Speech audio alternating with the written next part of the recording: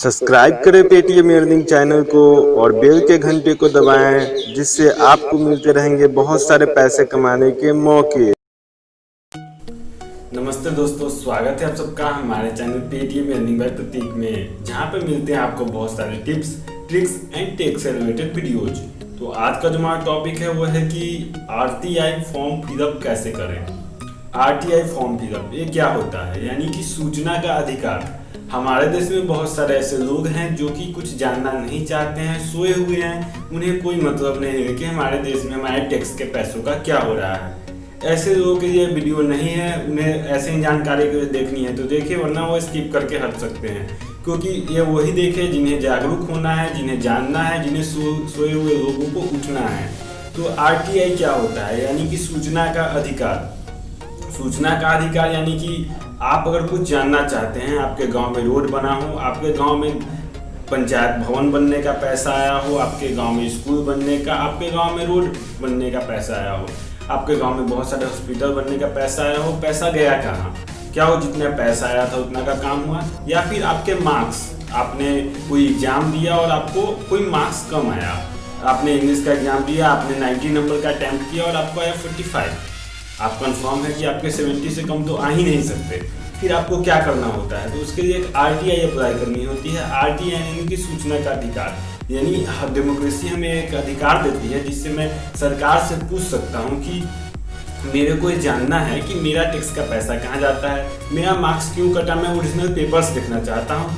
तो इसके लिए आपको, अगर आप बीपीएल कार्डधारी हैं तो आपको कोई पैसे नहीं लगते हैं, अगर आप एपीएल कार्डधारी हैं, जनरल कास्ट से बिलोंग करते हैं, तो आपको 10 रुपये इसके चार्ज देने होते हैं। तो किस तरह से आपको आरटीआई फॉर्म फिलअप करना है, इसका रिएक्शन कैसे होता है, आपको किस तरह से 30 दिनों के अंदर में आपको सारी जानकारी मिल जाएगी। आपके पैसे का क्या हुआ, यानी आपके टैक्स का पैसे का क्या हुआ, ये सब कुछ भारत सरकार आपको देगी। ये उसकी मजबूरी है, क्योंकि डेमोक्रेसी आपको ये राइट्स देती है। हमारे देश में बहुत सारे लोग ऐसा कुछ करते नहीं, क्योंकि उन्हें कोई मतलब नहीं है। लेकिन अगर हम पल्ला झाड़ के चलेंगे तो उससे हमारे ही और हमारे देशभक्ति और देश की ही बर्बादी होगी और कोई फायदा नहीं होने वाला। इसलिए जागरूक बने, सतर्क बने। तो चलिए चलते हैं कंप्यूटर के डिस्प्ले पे, जहाँ पे मैं आज आपको बता रहा हूँ कि किस तरह से आप आरटीआई का फॉर्म फिलअप कर सकते हैं। चलिए चलते हैं। तो स्वागत है आप सबका हमारे कंप्यूटर के डिस्प्ले पे, जहाँ पे मैं आज आपको बताने वाला हूँ कि किस तरह से आप आरटीआई के लिए फॉर्म फिल कर सकते हैं। तो उसके लिए सबसे पहले आपको जाना है rti.gov.in पे। rti.gov.in पे आपको जाने के बाद आपको इसको सर्च कर देना है।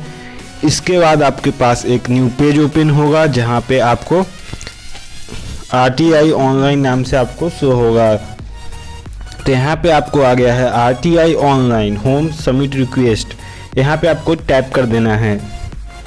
टैप करने के बाद एक नया पेज ओपन होगा, जहाँ पे आपको एक नया पेज ओपन होने के बाद आरटीआई का ऑफिशियल साइट खुल जाएगा।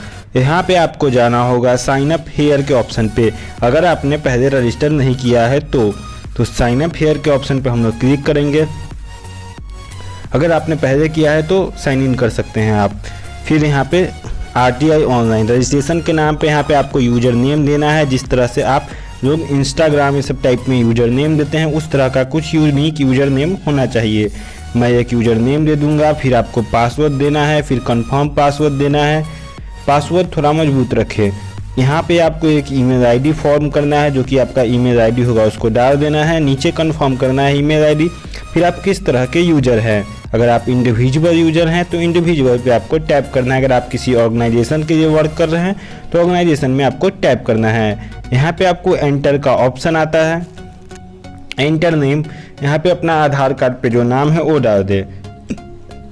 आधार कार्ड पे नाम डालने के बाद आपको यहाँ पे जेंडर सिलेक्ट करने का ऑप्शन आता है।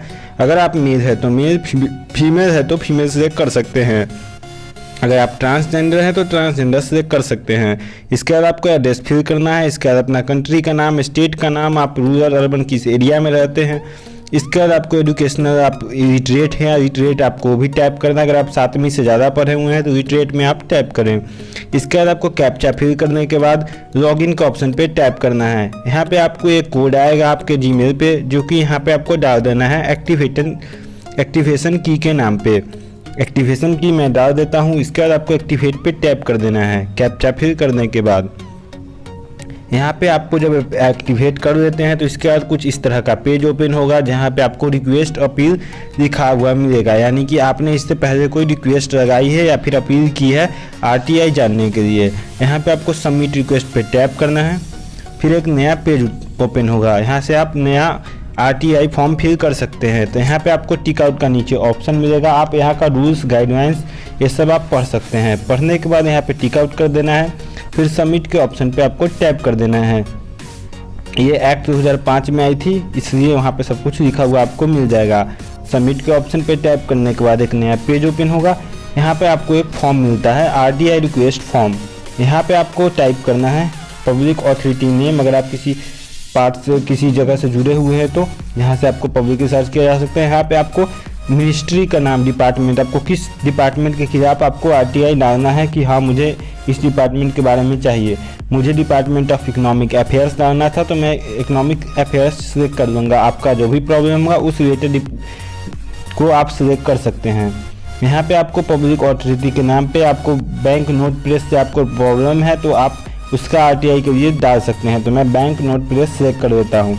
फिर मेरा नाम मैंने पहले ही दे रखा है, वो सब ऑटो सिलेक्टेड होगा। नीचे आपको स्क्रॉल करके आना है, नाम, जेंडर, पूरा एड्रेस दिया रहेगा। यहाँ पे आपको नीचे आना है एप्लीकेशन में। यहाँ पे आपको आएगा कि आप क्या पॉवर्टी लाइन से नीचे हैं, यानी कि आप BPL कार्डधारी हैं या फिर APL। तो मैं अगर पॉवर्टी लाइन से नीचे हूँ तो मुझे एक BPL कार्ड का नंबर देना होगा और प्रूफ देना होगा। नीचे में अटैच भी करना होगा और इशू क्या है वो सब लिखना होगा। RTI रिक्वेस्ट क्यों कर रहा हूँ वो सब आपको टेक्स्ट करना होगा। अगर आप APL वाले हैं तो वहाँ से आपको यस को नो में सिलेक्ट कर देना है। जैसे कि मैं कुछ रिक्वेस्ट के लिए आई हैव अ प्रॉब्लम इस तरह से कुछ लिख देता हूँ। अगर आप BPL कार्डधारी हैं आपको कोई चार्ज नहीं देना होगा। अगर आप APL कार्डधारी हैं तो आपको चार्ज देना होगा, 10 रुपये आपको चार्ज देने होंगे। यहाँ पे मैं ये ऐसे लिख देता हूँ, I have a problem, please solve my problem, मैं कुछ भी लिख देता हूँ। आपको अपना पूरी जानकारी देना है, पहले आप नोटपैड में लिख लें या फिर कहीं पे। इसके बाद आपको यहाँ पे उतार देना है, हाँ ये चीज़ मेरी प्रॉब्लम है। या आप लिख सकते हैं तो आप यहीं लिख सकते हैं, दिस इज द मैटर, ऐसा कुछ लिख दीजिए। जो भी मैं ऐसे ही आपको एग्जाम्पल के तौर पर लिख के कुछ दिखा रहा हूँ। इसके बाद अगर आप इसके साथ कोई सपोर्टिव डॉक्यूमेंट लगाना चाहते हैं वो भी नीचे से आप लगा सकते हैं, जो कि BPL स्टेटस को शो करे। 1 MB से कम का पिक होना चाहिए, आपको वो लगा देना है। इसके बाद आपको नीचे कैप्चा फिल करने का ऑप्शन आएगा, यानी सिक्योरिटी की आपको ये फिल कर देना है। तो मैं फिल कर देता हूँ सिक्योरिटी की। यहाँ से आप नो सिलेक्ट कर दे, फिर आपको 10 रुपये चार्ज देने होंगे। तो फिर आपको कोई भी डॉक्यूमेंट ऐसा नहीं देना होगा जिससे आप BPL सिद्ध हो। यहाँ पे आपको कैप्चा फिल करके मेक पेमेंट के ऑप्शन पे टैप करना है। एक बार अपना सारा डाटा को चेक कर दे, इसके बाद मेक पेमेंट के ऑप्शन पे आपको टैप करना है। यहाँ पे are you sure, are you want to RTI request, आपको यहाँ पे यस पे टैप करना है। यहाँ पे आपको एक ऑप्शन आएगा कि आपका क्या सारा डाटा सही है। तो यहाँ पे आपको ऑप्शन आ गया है पेमेंट का, जहाँ पे आपको RTI का 10 रुपये फीस रहेंगे। अगर आप नेट बैंकिंग से पे करना चाहते हैं तो नेट बैंकिंग, अगर क्रेडिट कार्ड, डेबिट कार्ड से पे करना चाहते हैं तो मैं डेबिट कार्ड सेलेक्ट करके पे के ऑप्शन पे टैप करता हूँ। यहाँ से आपको पे के ऑप्शन पे टैप करना है। पे होते ही आपका पैसा कट जाएगा। देखिए यहाँ पे आपको से CVV नंबर और आपका जो ATM के आगे का नंबर होता है वो सब आपसे यहाँ पे मांगेगा। यहाँ पे पेमेंट ऑप्शन का पेज खुल चुका है। यहाँ से आपको पेमेंट करना है 10 रुपये, तभी आपका RTI सक्सेसफुल होगा। यहाँ पे आपको कार्ड नंबर, एक्सपायरी डेट, यहाँ पे आपको ये पेमेंट का रिसीट भी मिल जाएगा स्टेट बैंक ऑफ इंडिया की तरफ से। यहाँ पे आपको सारा कैरेक्टर, जैसे कि मैं कार्ड नंबर कुछ डाल देता हूँ, फिर मंथ ऑफ एक्सपायरी आपको डालना है, फिर कार्ड होल्डर नेम, यानी जो भी होल्डर कार्ड पे जिसका भी नाम है वो, CVV नंबर, और आपको एक कैरेक्टर पुट कर देना है और पे के ऑप्शन पे टैप करना है। जैसे ही आप पे करते हैं आपका RTI फॉर्म फिलअप हो जाता है और आपके पास एक नया सबमिट रिक्वेस्टेड नाम का एक आपको कोड मिल जाएगा, जिससे आप अपना RTI चेक कर सकते हैं। यहाँ पे आपका RTI हो चुका है पेमेंट करते ही। यहाँ से आपको जाना है, अगर आपकी RTI पहली बार नहीं सुनी जाती है तो दूसरी बार के लिए आपको RTI में एक अपील का ऑप्शन आता है। यहाँ पे आपको उस साइट पे दोबारा जाना है और व्यू स्टेटस पे आपको टैप करना है। व्यू स्टेटस पे टैप करने के बाद कुछ इस तरह का पेज ओपन होगा। यहाँ से आपको लॉगिन कर देना है। लॉगिन करके आपको यहाँ पे ऊपर में ऑप्शन आ रहा होगा कि व्यू स्टेटस, यानी पहले या फिर आप पहला अपील डालना चाहते हैं, यानी कि लॉगिन करने के बाद अगर आपकी 30 दिनों में कोई सुनवाई नहीं हुई है, 30 दिनों में आपको सुनवाई करके आपको रिजल्ट दे दिया जाता है। अगर नहीं हुई सुनवाई तो आप फर्स्ट अपील डाल सकते हैं। इसके बाद पहली बार आपका सुनवाई करने का कोशिश किया जाएगा सरकार की तरफ से और आपका सुनवाई ज़रूर हो जाएगा। अगर दूसरी बार भी डाल सकते हैं तो इसके बाद आपको RTI के थ्रू सारा जानकारी मिल जाएगा। इस वीडियो को देखने के लिए बहुत बहुत धन्यवाद। मिलते हैं अगले वीडियो में। चैनल को सब्सक्राइब करें, वीडियो को लाइक करें, वीडियो को दोस्तों के बीच में शेयर जरूर करें। धन्यवाद।